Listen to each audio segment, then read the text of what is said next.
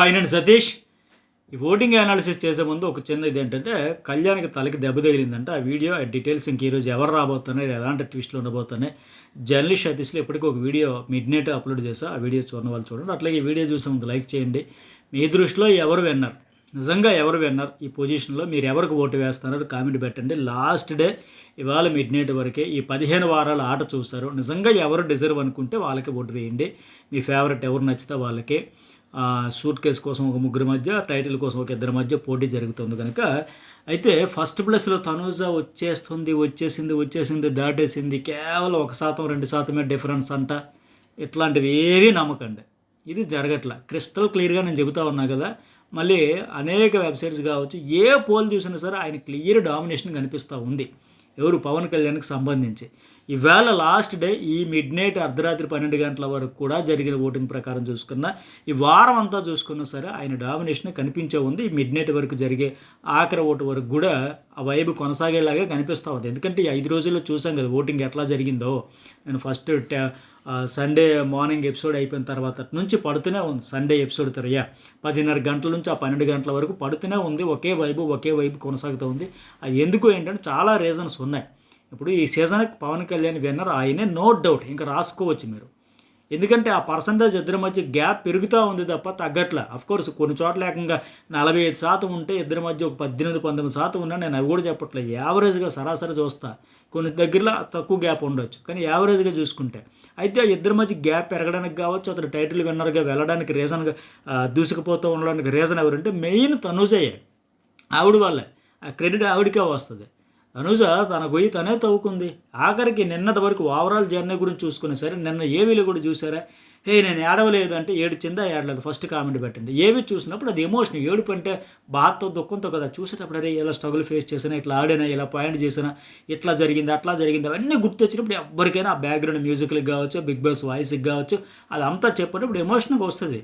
ఆవిడ వచ్చి చెప్పేటప్పుడు సరే నేను ఏడవలేదు అనింది అంటే, ఆయన ఏడ్చావు కదా అని చెప్పబోయే పిచ్చోడా అంటే కనీసం విలువ ఇవ్వదు. ఫ్రెండ్గా అని మీరు చెప్పొచ్చు, కానీ ఎంత చెప్పినా కనీసం రెస్పెక్ట్ అనేది ఉండదు.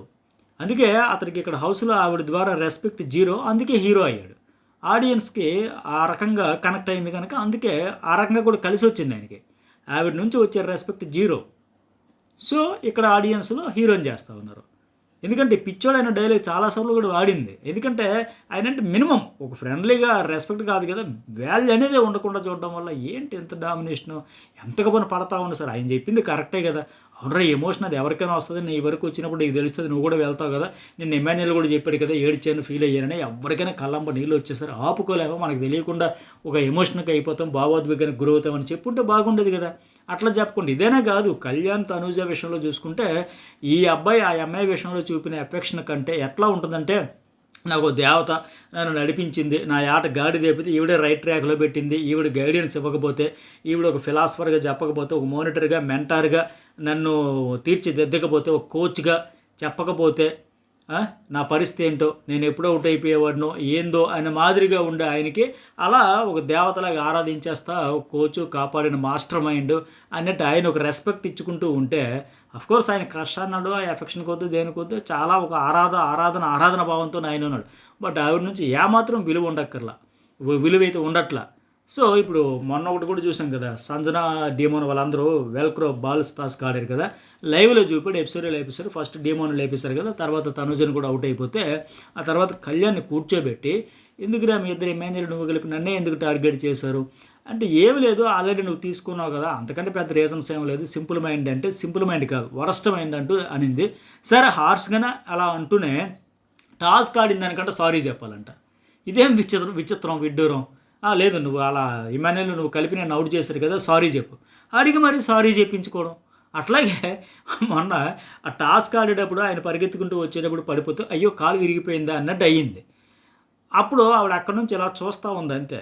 సంజన పరిగెత్తుకు వచ్చింది, ఇమాన్యుల్ పరిగెత్తుకు వచ్చాడు, ఏం జరిగిందని మనం చూసాం, అయ్యో అన్నట్టుగా అవక్కయ్యాం, షాక్ అయ్యాం చూసాం. అట్లాగే ఆమె హ్యాట్ టాస్క్లో కళ్ళు తిరిగి పడిపోతే ఆ మాధురిది ఇప్పటికీ మేము వైరల్ అవుతూనే ఉంది.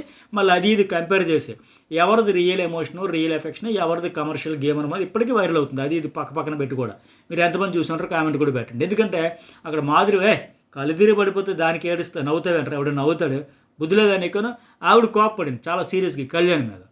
అంటే ఆవిడ మీద ఈగ వాలితే ఇతని మీద పెద్ద బండరాయి పడినట్టు ఫీల్ అయిపోతూ ఉంటాడు. బట్ ఆవిడకి అది ఏం ఎమోషన్ కానీ ఏమో లేదు, ప్యూర్లీ గేమ్ ఆడుతుంది ఆవిడంతే. ఆయన ఎమోషనల్గా కనెక్ట్ అయిపోయాడు. ఆమె తిడితే పడతాడు, ఆమె తిట్టినా భరిస్తాడు, నవ్వుతాడు, నవ్వుతూ లైట్ తీసుకుంటాడు.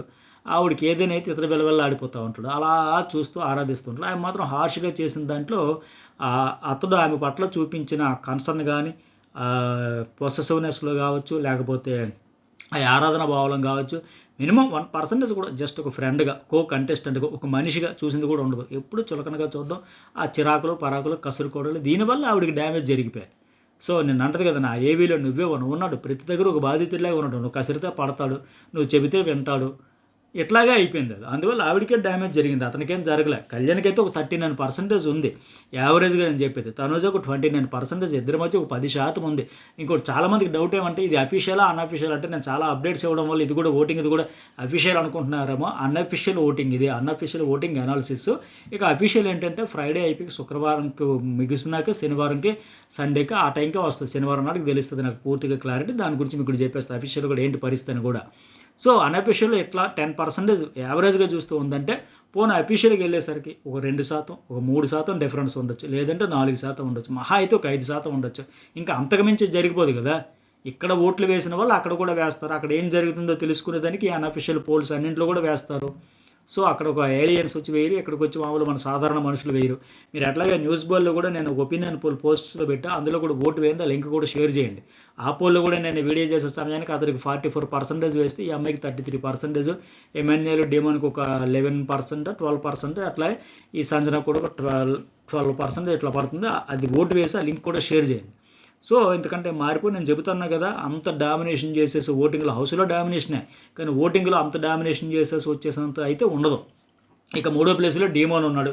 మొన్న ఎమ్మెన్యేలు ఏవి పడేసరికి ఆయనకి ఫుల్ పాజిటివ్ వచ్చింది. ఇప్పుడు డీమోన్ పడిన తర్వాత వచ్చింది. అయితే రీతు ఏవియా డీమోన్ ఏవియా అన్నట్టు ఉన్నా సరే ఇతనికి కొన్ని మెరుపులు అయితే ఉన్నాయి. ఆ యాటిట్యూడ్ కావచ్చు, ఆ బిహేవియర్ కావచ్చు, ఆడే విధానం కావచ్చు, నిజంగా ఫస్ట్లో బాగుంది, ఆ ఫన్ అంతున్నా, అలాగే లాస్ట్లో జర్నీ అంత బాగుంది. మధ్యలో మాత్రం కిచిడీ అయిపోయాయి. ఇద్దరిది కలిసే ఉంది, జర్నీ మొత్తం కలిసే ఉంది.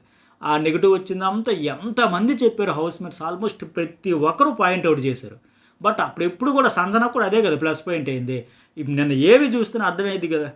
అరే ఎంతమంది చెప్పినా అర్థం కాలేదు, సంజన మాత్రం పక్క పక్కన కూర్చుంటే నాకు ఇబ్బందిగా ఉంది, నాకు కంఫర్ట్గా లేదంటే ఆవిడని టార్గెట్ చేసి డ్రిల్లింగ్ చేసి ట్రోలింగ్ చేసి విపరీతంగా ఇచ్చేస్తే ఫైనల్గా ఏమైంది, అక్కడ సంజన అభ్యర్థి కన్ఫర్మ్ అయ్యింది టాప్ 5కి పక్కగా ఎస్ ఈవిడ ఉండాల్సిందని మాదిరిగా.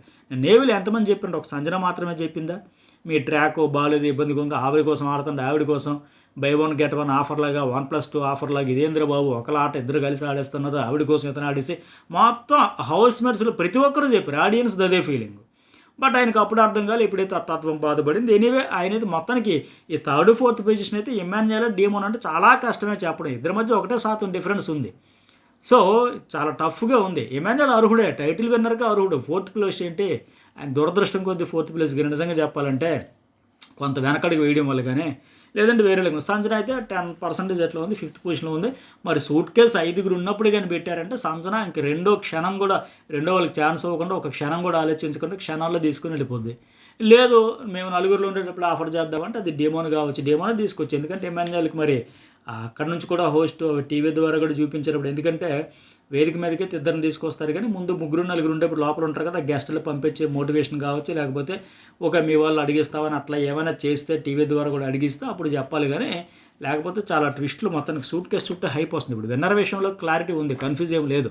బట్ సూట్ కేసు చుట్టూ ఎట్లా గేమ్ ఆడబోతున్నారంటే చాలా హైప్ అయితే వచ్చేసింది. మరి మీకేమనిపిస్తుంది ఖచ్చితంగా కామెంట్ చేయండి, లైక్ చేయండి. Journalist Satish and news Bol 2 channels కూడా సబ్స్క్రైబ్ అయితే చేసుకోండి. ఇంతకుముందు అప్డేట్స్ అన్నీ వాళ్ళు జరగబోతున్నాయి, ఆయనకి దెబ్బ తగిలిన తాలకి ఆ జర్నలిస్ట్ సతీష్లో వీడియో అయితే మిస్ కాకండి.